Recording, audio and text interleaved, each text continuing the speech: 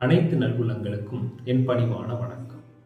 நாம் இன்று பார்க்க இருக்கும் பகுதியானது உழைப்பே சிறந்த ஓய்வு.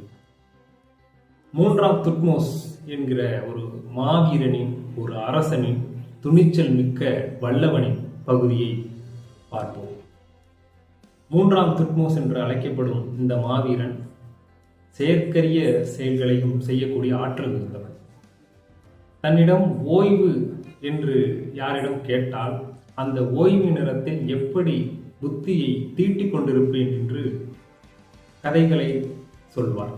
நான் இப்படியெல்லாம் செய்து கொண்டிருந்தேன், அதனால்தான் இந்த போரில் ஜெயித்தேன். நான் இப்படியெல்லாம் செய்து கொண்டிருந்தேன், அதனால்தான் என்னிடம் பலம் குறைவாக இருந்த போதிலும் நான் அந்த வெற்றியை பெற்றேன் என்பார். தோல்வியை கண்டிராத ஒரு மன்னனாகவும் விளங்கினார். காரணம் அது சாதாரணம் அல்ல.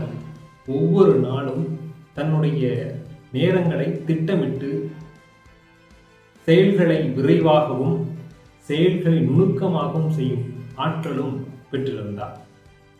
54 ஆண்டுகள் போரிலேயே வாழ்க்கையை முடித்தார். 54 ஆண்டுகளும் வெற்றியை மட்டுமே பெற்றார்.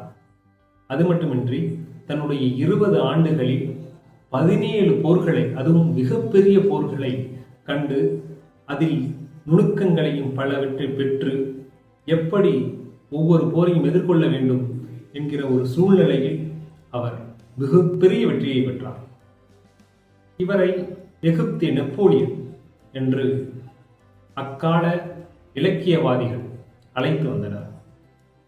இதற்கெல்லாம் காரணம் என்னவென்றால், நெப்போலியன் போல வீரமிக்கதாகவும் இருந்து குட்டையாக இருப்பார். அதனால் அந்த பெயர் அவருக்கு வந்தது.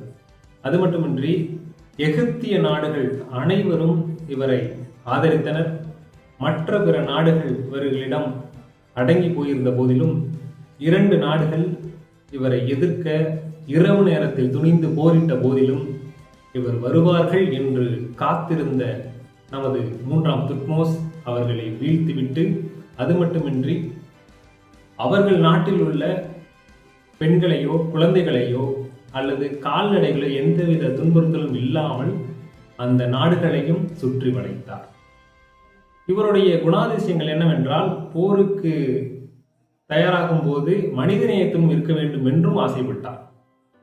என்னவென்றால், அதை நான் சொன்னது போல பெண்கள், குழந்தைகள், கால்நடைகள் இவற்றுக்கு எந்தவித சேதாரமும் இல்லாமல் அவர்களை தன்னாட்டு மக்கள் போல, இப்பொழுது ஜெயிச்சு விட்டால் அவர்கள் எல்லாம் நம் நாட்டு மக்கள் என்று ஒரு தொலைநோக்கு பார்வையுடன்